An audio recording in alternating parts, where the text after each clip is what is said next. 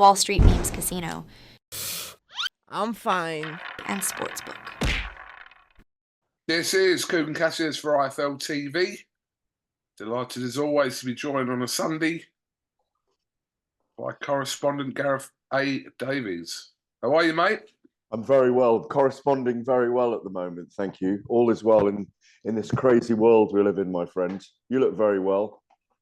Thank you. I've had a haircut. I could see that. I was saying you've been shaved up. Yeah, you've been. I don't know if that is a euphemism. Just had a shave. Just had a shave. No, it looks nice. It looks nice. Very, very neat. Probably off to Sunday school or something, aren't you? Yeah. Not quite, Gareth. Well, we've had a couple of kind of relatively blank weekends in the UK. We know Matchroom had a show on yesterday with Belanga and Poddy McCrory, but it has been a bit quiet the last couple of weeks in terms of UK shows, isn't it? Yeah, but that's not a bad dam to have because we've got a flood coming. Yeah. You know, it's there's an awful lot coming. I thought Edgar Belanga was very good last night, by the way. That was a massive overhand right, wasn't it, that knocked his opponent out. Yeah, it's been a little bit quiet, but it's been very busy on the news front. I was just looking at that we're creating a list. I mean, you know, there's nothing to worry about. You know, March the 8th, Riyadh, Ngannou, Joshua Ngannou, Nick Ball, who I spoke to last night, and Ray Vargas. That's a really good fight on the March the 8th card. March the 16th, Frank Warren's Magnificent Seven. March 23, Dalton Smith, Jose Zepeda, Sandy Ryan, Terry Harper. March the 30th, Tim Zhu and Keith Thurman, a first event on Amazon Prime. Starting to sound like Eddie here. March the 31st, Fabio Wardley, Fraser Clark, Florian Marker, Chris Congdo. Then we go to April 20th. Oh, it's non-stop, everybody. While I'm imitating Chris Eubanks. So April 20th, Devin Haney, Ryan Garcia. April 20th, Manny Pacquiao, Josh Taylor, Jack Catterall the following week.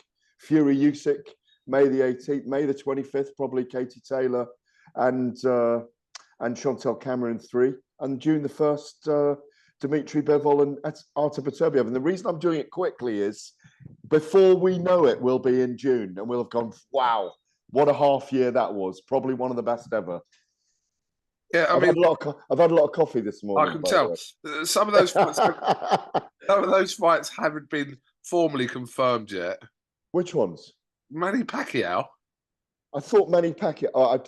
Manny Pacquiao in Thailand against Bwakwal Banchama. Oh right, exhibition. Listen, okay. I know you picked that one out. At least you were listening. May the 25th has not been confirmed with Chantel Cameron and Katie Taylor. Although Mr. Carty, who I believe is May the 25th St. Patrick's Day or not? No. St. Patrick's Day's in March. March the 3rd. No, March the 3rd is like a Sunday.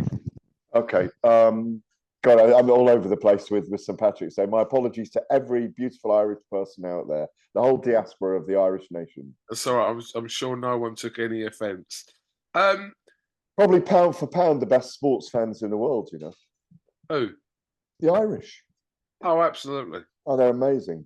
Amazing. Absolutely. God almighty, it's an amazing time to go to Ireland with any kind of sport. And I think their rugby team are on fire as well at the moment, as you've seen from the Six Nations, which I know you're an avid follower of. I hate rugby. Yeah, well, rugby hates you. No, but he can hate me. Rugby. Yeah, I know, but as much... I'm not a rugby fan. KUGAN CASSIUS on this Sunday morning at 11:40 a.m. The man who hates rugby hates you more than you hate rugby. Do you know what? I actually don't hate rugby. I just well, it hates you now for saying it. Well, fuck rugby then. How about that? I'm not responding in that rude way. That's fine. Gareth, let's talk about the start of the week because we saw quite an interesting press tour. I love it when they do the press tours with like the fighters from the UK because if it warrants a press tour, and I think it was quite worthy of having back-to-back press conferences with Catterall and Taylor, one up in Edinburgh and one in Manchester, and then obviously had that Talk Sport thing they had on the Wednesday. But yeah, it's been quite interesting, hasn't it, to see kind of how this is going to unfold. It's 2 years in the making. Some people might say 2 years too late. April 27th, we'll find out. Yeah, we will. I think what's always good, and I remember it, I think Tony Bellew and David Hay had an audience at the press conferences, and I'm trying to think of some of the others. Derek Chisora and Dillian White. Remember that up in, I think that was in Liverpool, wasn't it? In a room in Liverpool where it kicked off. Or was it in Manchester? That might have been Manchester. No, because they fought in Manchester, didn't they, the second time? Or God.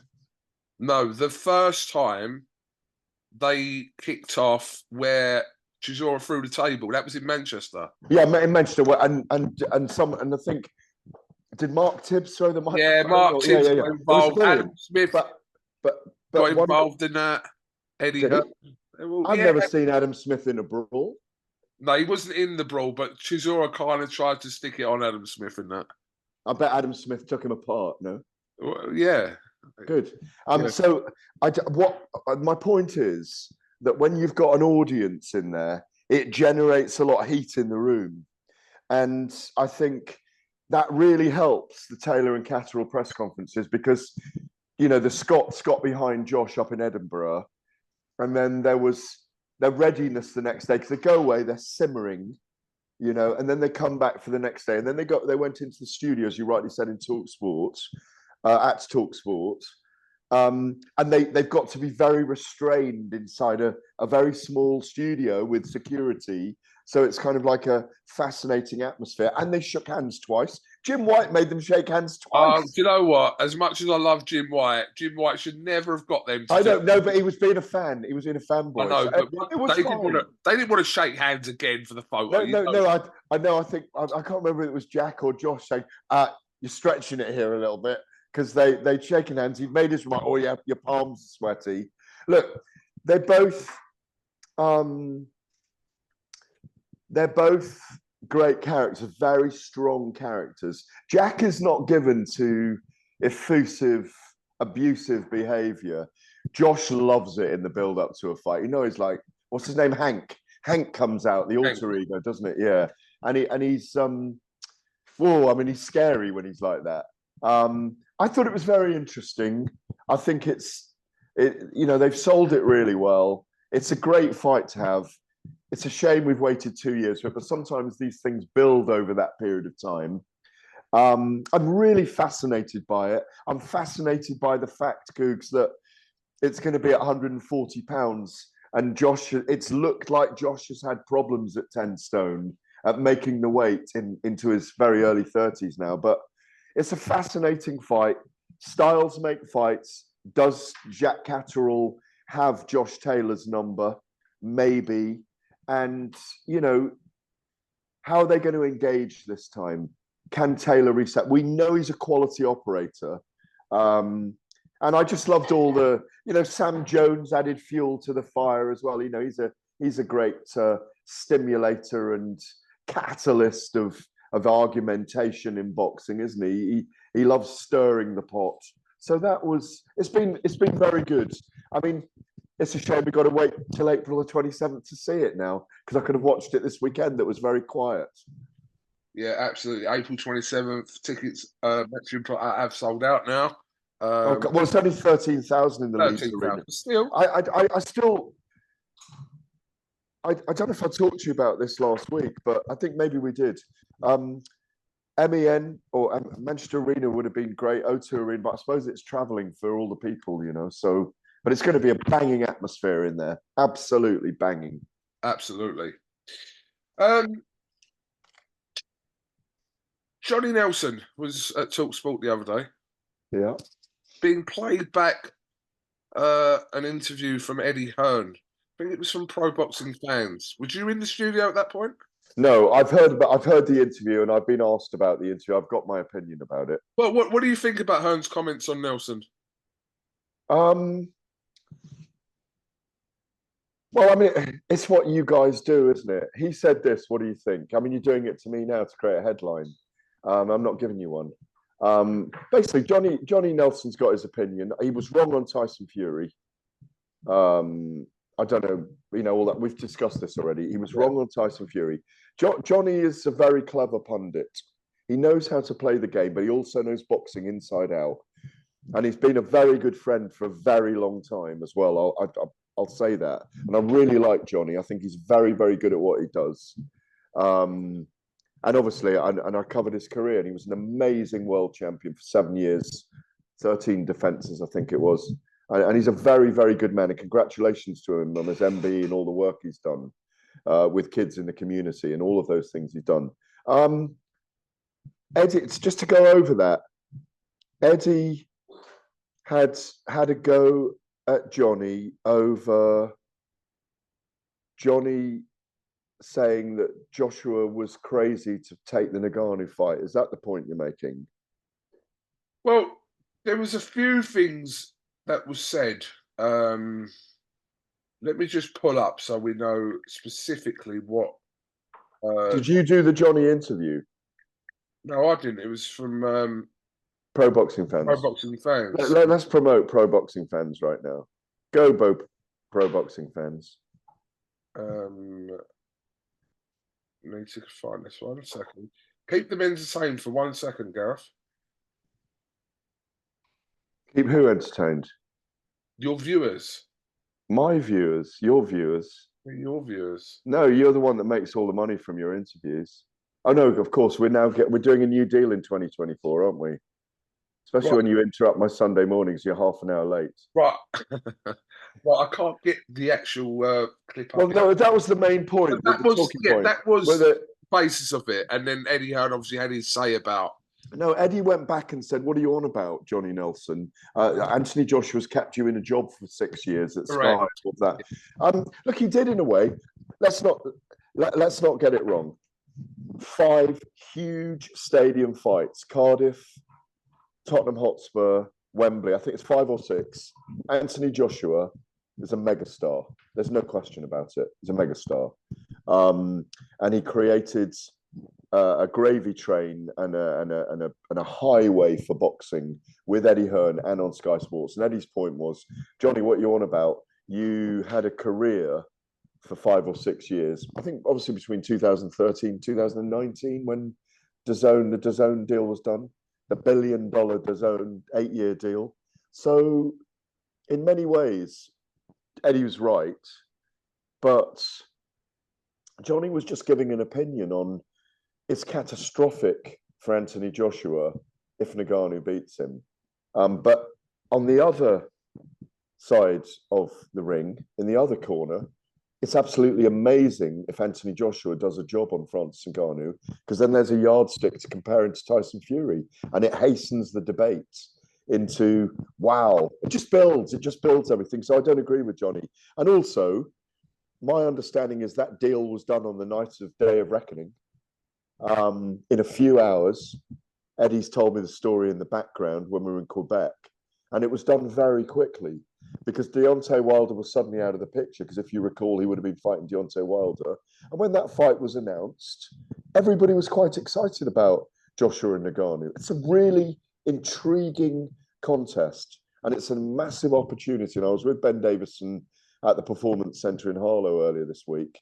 It's a great opportunity for Anthony Joshua to show that he's properly back, because we don't know whether Ngannou had his best night against Tyson Fury, whether Tyson Fury had his worst night ever against Francis Ngannou. Well, we do know he had one of his worst nights ever against Francis Ngannou. We don't know how special Ngannou could be. As I've said to you before, and I raised it about 4 interviews ago with you, if Ngannou beats Joshua, the biggest debate in our sport is going to be, wow, should Francis Ngannou be fighting for the undisputed title right now against the winner of Usyk and Fury? And that debate will go on all the way to May the 18th if he beats Joshua on March the 8th. I don't think he will, but there could be some tricky moments. Absolutely. Johnny, just coming back. Stop saying absolutely. Why? I don't know. It's irritating me. You irritate me in a nice way. Well, Gareth. Well, I like your absolutelys then. Go on. Absolutely. Gareth, let me ask you something. I saw Carl Froch and Simon Jordan debating this the other day about... Are you doing clickbait this morning or something? I do clickbait every fucking day, mate. Chill out. Don't swear at me like that.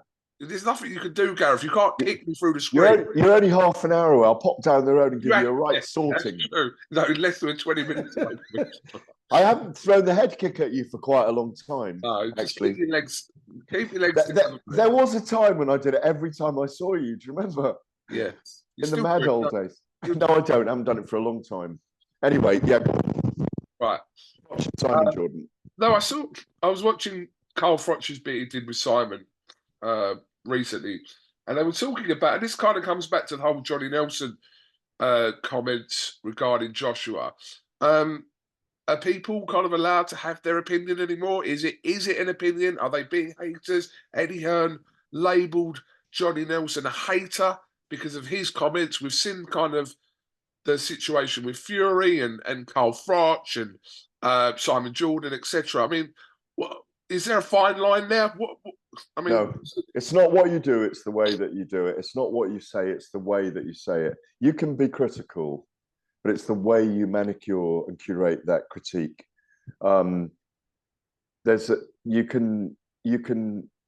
I give opinions and I'm critical of things all the time, but I just don't believe in hammering people for the sake of it and doing it in an abusive way. I think if someone's had a bad performance, they've had a bad performance. If the judges have been wrong, they've been wrong. If people are we are in the sport of opinions, and I don't agree that people are oversensitive in boxing. I think people are oversensitive in life at the moment, and it's an unusual time in the world. Let's get all universal here, yeah. It's a strange time in the world. There's a lot of change about.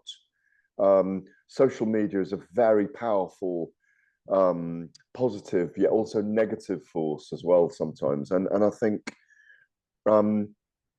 there's a he said she said reaction to something, and I think people know that they'll get attention if they say something very strong. But I think there's always been a sensitivity about. I've written hundreds of stories about Ricky Hatton. I remember the story his mother Carol, who's someone I know really well and really really like, and I've always got on with.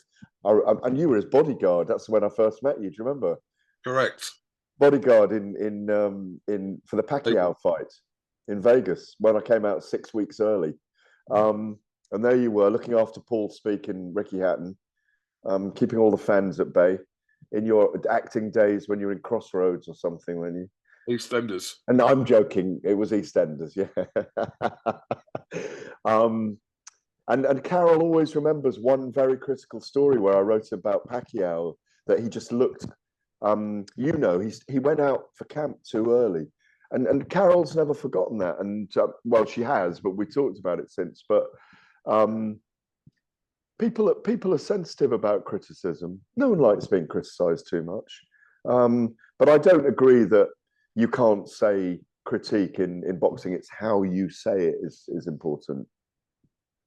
Yeah, I mean, we're talking about strong personalities if you just mentioned Simon Jordan and Carl Froch, and especially Carl Froch. Carl Froch knows what he's doing. He's obviously started off his YouTube channel, etc. Yeah. And we've seen the way Carl's going. I'm not saying Carl doesn't believe the things that Carl says, but Carl knows how to kind of create headlines for himself, even though he's been retired for 10 years. Yeah, but again, he's just got opinions. It doesn't really matter that he says, "Oh, I think Tyson Fury's legs have gone," because that's where he really got going on Tyson Fury. Because my understanding is from everyone, I spoke to Thomas Carty in the week. Obviously, Carty was that he's a brilliant Irish heavyweight, up and coming heavyweight, and he was saying genuinely he was training with Tyson Fury in December. He was training with Tyson Fury sparring with him minutes before Fury was cut by the Croatian MMA heavyweight. And he said genuinely he was just on fire in camp. He said he was even back in December. And we saw it afterwards when Fury came back and he stripped off, and that he was in that shape. He said he was just amazing to box against. Carl's opinions that obviously what happens with Tyson Fury when you've got, it happens to me, and because I'm supporter of Anthony Joshua. I want Anthony Joshua to do well. I want Tyson Fury to do well. I want them to fight each other. I'm not in anyone's camp. I always just give my opinion who I think will win. If I genuinely thought Usyk was going to beat Fury, I would say Usyk to beat Fury. I picked Deontay Wilder to beat Tyson Fury in their first fight. And I remember having the conversation with Ben Davison and Tyson saying, "Are you taking this fight too early? This is dangerous. I see you losing." And that's genuine. I did say that. And then I got the finger wagged at me afterwards. Told you, which is we all make mistakes about it. And I think Carl's just proffering an opinion. And yeah, he's a bit naughty with it and he has a bit of fun. But he's a good guy, Carl. He's got very strong opinions generally, got very strong ego. And he's very knowledgeable. And I've always got on incredibly well with Carl. And his career was a pleasure to follow. And what he's doing, do you not think, did he call out Conor McGregor, Jake Paul? I think he called them out recently, didn't he? Jake Paul, he said he'd fight for 5 million. This was years ago. This is in there you go, Jake Paul. Yeah, but if Carl was around now and the Super 6 tournament was going on and it was Saudi Arabia, and he'd be deeply involved in it, you know. So it's just we are in a sport of opinions. That is it. Absolutely. Let me ask your opinion about another rising situation over the last sort of 10 days. I'll tell you the characters in this narrative: Eddie Hearn, Dalton Smith, Adam Azim, Ben Shalom. What do you think about this situation? Because obviously we know purse bids are due soon. I think they were delayed, but are due soon. Here's my take. Right, Adam Azim is not ready for Dalton Smith, in my view. It's a very dangerous fight for him. Dalton Smith is in a different place. It's a very dangerous opponent for Azim because Azim at the moment is fast rising, very spectacular. Yes, if they fight each other, great. Fascinating fight, but I don't think he's ready. I really don't think he's ready. And I suspect they won't fight each other. Right. So I don't think that's even the issue here. I think obviously the fight was ordered for Azim's European title. If that's the case, and I'm not saying that's the case, that's your opinion about that, but why not just come out and say, if that is the case, that he's not ready? Is it? Because they don't. Because Adam Azim is ready in his mind. No, of course he is. He'll fight it. Yes, we know that. Yes. But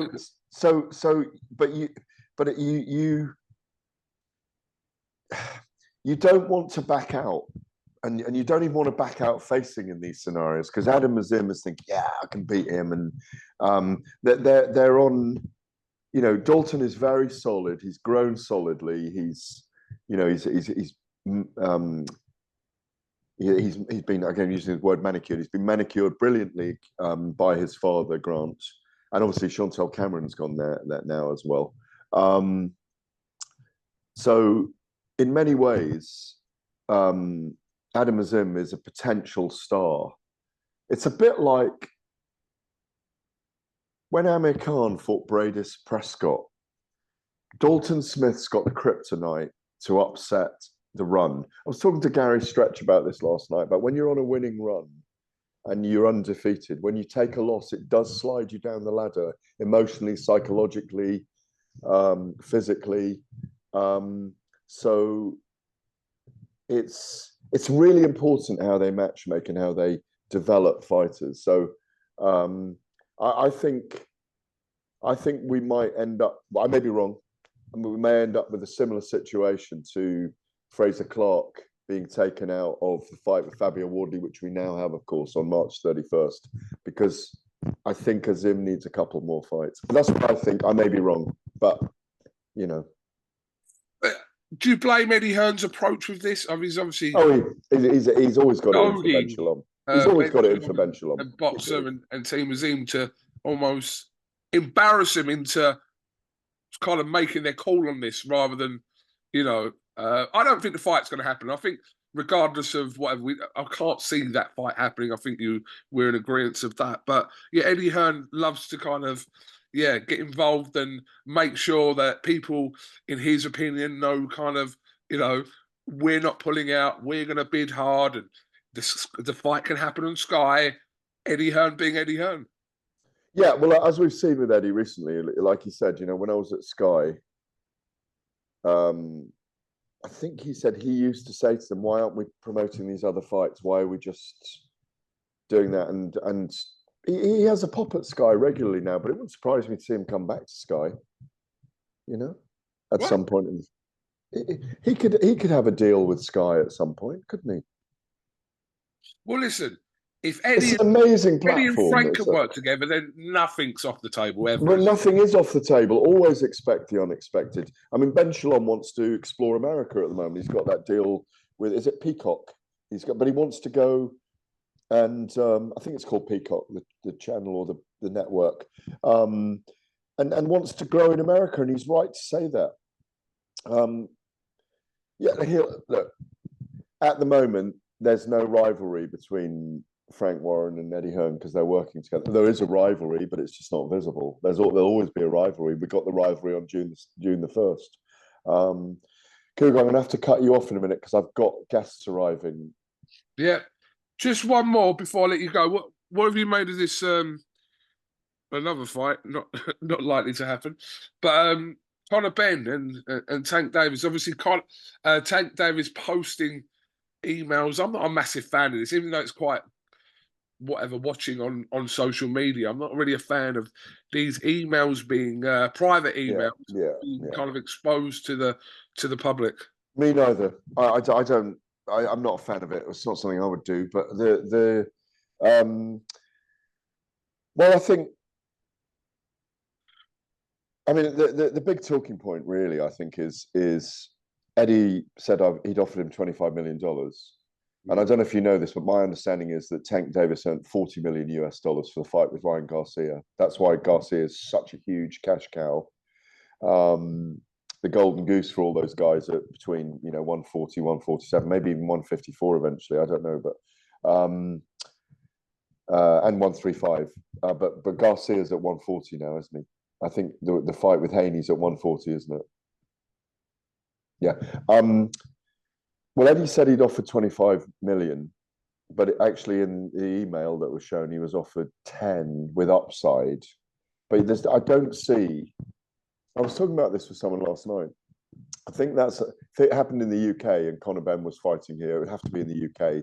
I think it probably does about 450,000 buys, yeah, at 20 quid. That's 10 million pounds. That's $12 million. I don't see how Eddie would have been able to get him another $15 million.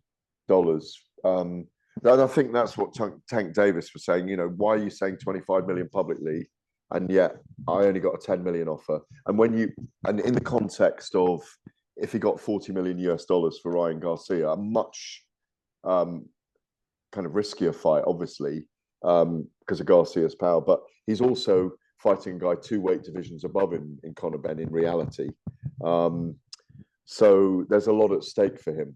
I mean, I'd love to have seen the fight. And I'm a fan of these, Terence Crawford versus Saul Canelo Alvarez. I'm a real fan of the very, very skillful smaller guy against the bigger guy who wants to go at it. Marvin Hagler, the classic one being Marvin Hagler and Sugar Ray Leonard. And obviously Leonard won that fight. But what did I make of it? I just think they're putting Conor Benn's name out there. And I was chatting again about this on TalkSport last night. Outside the heavyweights in the UK,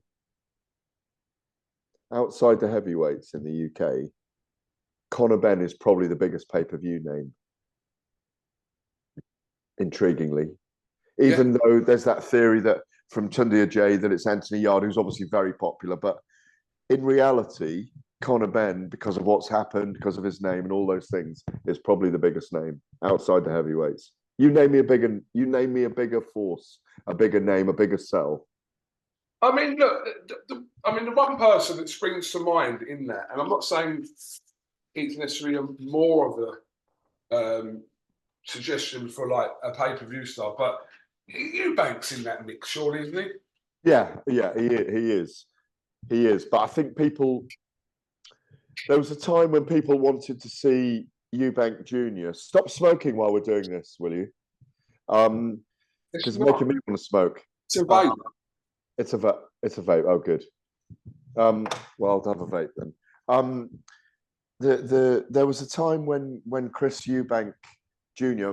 people wanted to see him fail as much as they wanted to see him succeed, but he's kind of gone from to cult, and there's still a lot of people because of Conor's situation that want to see him fail, so they'll watch. And I'm not putting that on him. That's what people want. But there will be a body of people out there that want that. They're watching to see him fail, but will become fans of his if he does well. That's why the fight between Chris Eubank Jr. and Conor Benn was enormous. I don't like it I just don't think we've seen enough of Conor Benn to know if he could handle a Chris Eubank. But that fight still may happen. I say we talked earlier about expecting the unexpected, but Conor's made what they did very well in America with that last fight is he got the rounds in. There's a lot of debate around has he got the power now or not? The time off, has something receded in him? Has he lost something? And they threw about 10 names out there, didn't they? And I think Danny Garcia's top of the list at the moment. It's a decent fight, but it's not going to do pay-per-view. Whereas Gervonta Davis would have. And obviously Gervonta's fought over here before, KUGAN. You were there when he fought the World Club. Yeah. It was quite a circus, wasn't it, with Mayweather over with him and Leonard Ellaby, and it was quite good fun. And Tank wasn't someone that expressed himself at the time. It's probably 5-6 years ago, isn't it? Longer than that, Gareth. Yeah, but what we need is that appeal to happen now, so we've got clearance, and we know where we are. With one knows where Conor Benn is, and whether the board are going to have to license him or allow him to box here under an American license, however they want to do it. I'm sure Eddie Hearn will want to prove a point, and Ben's team will want to prove a point and try and get a British license back anyway. Yeah, we obviously know that situation is drawing to a close. Well, it's every 2 weeks, every time you... Anyway. Yeah, exactly. Yeah, you're right. Right, Gareth, I will let you get on with the rest of your brisk Sunday. And very good. Well, it's a beautiful brisk day. The sun's out. Nice brunch now, and then a lovely bike ride out in the sunshine with the loveliest girl I can find. What, you still looking? No, she's here, so I need to go. Sorry. Gareth, thank you very much for your time. We will reconvene in due course. Yeah, lovely. What's on this week? Well, we've got a show. Wasserman have got a show in Telford on Friday night. Sam Egginton and Abassa Baru. Yes. That's on. And then off to Saudi. So that whole list that I said at the beginning, yeah, absolutely amazing, yeah. Gareth, thank you very much for your time, and we'll definitely, well, next time I speak to you, we'll be in Saudi Arabia, which will be in a week's time. So yeah, lovely. Well, I'm off to see my girl who's about a few feet away, so I need to go. Okay, Gareth, no problem. See you later. Thank you. Cheers. Wall Street Memes Casino I'm fine. and Sportsbook.